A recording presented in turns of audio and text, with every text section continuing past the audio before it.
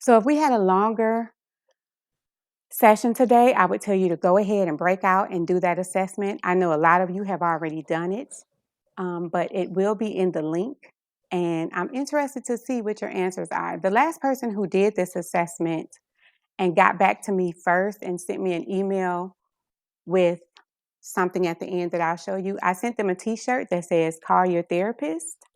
And they received it within the first 3 days, right after the session. So the first one to get back to me and complete the assignment at the end of this will receive a t-shirt. And she did take a picture with it. If we have time, I would love to show you.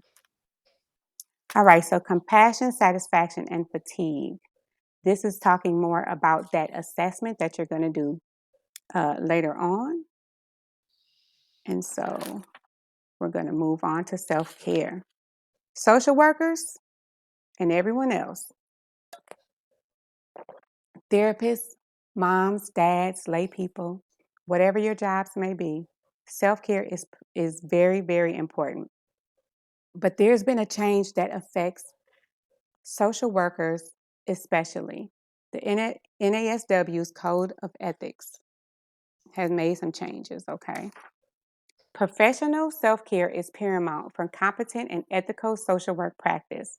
Professional demands, challenging workplace climates, and exposure to trauma warrant that social workers maintain personal and professional health, safety, and integrity. Social work organizations, agencies, and educational institutions are encouraged to promote organizational policies, practices, and materials to support social workers' self-care. So, what is all this saying?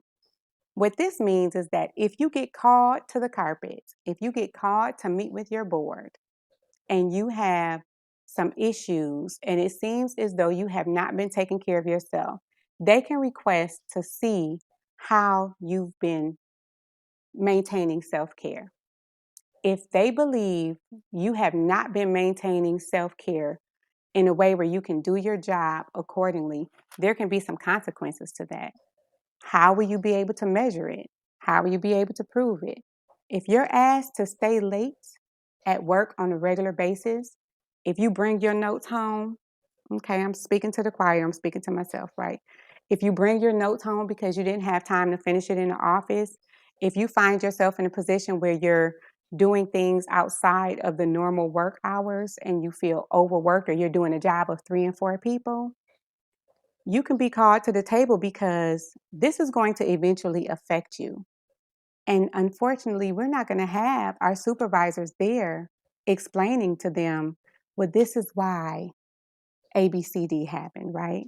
We have to take care of ourselves and set healthy boundaries. And we'll talk about how to do that coming up.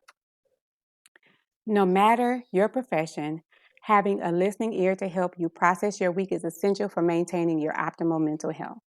It's been recommended that you seek counsel outside of your employer to ensure an unbiased stance and to remove the fear of being judged or reprimanded for sharing something that may implicate unethical practices. Now, this is regarding supervision and self-care, but it can also tap into having therapeutic services that may be offered at your job. Um, if you feel as though it's not an environment that's conducive to you being open and honest with them, please seek professional care outside of your job. Now, I've had a lot of people say, you know what, my supervisor is awesome. I can talk to them about anything and everything. And so for those people, I say that is great. Keep it up. All right. So what does self-care for professionals look like? Self-care for professionals is about actively looking after your own mental health and well-being so that you can more effectively support the population that you work with. If you've ever been in an airplane before liftoff, the stewardess usually says to do what? What is it that they say? Put it in the chat. What is it that they say when you're on an airplane? What are you supposed to do first? In the unlikely event of an emergency, fit your own oxygen mask first before attending to children or dependents. Take care of yourself first before attending to the needs of your participants, your family, people outside of your household, or inside of your household. It's necessary to put on your own mask so that you can more effectively and efficiently, exactly, um, help others. Okay, you guys, everyone knows that. Put your mask on first. Engaging in activities and practices that give you energy, lower your stress, and contribute to your well being. Exercising regularly, eating well, and fostering positive relationships, right? Self care activities will be different for everyone. Whatever it is, whatever it looks like, I need you to do that.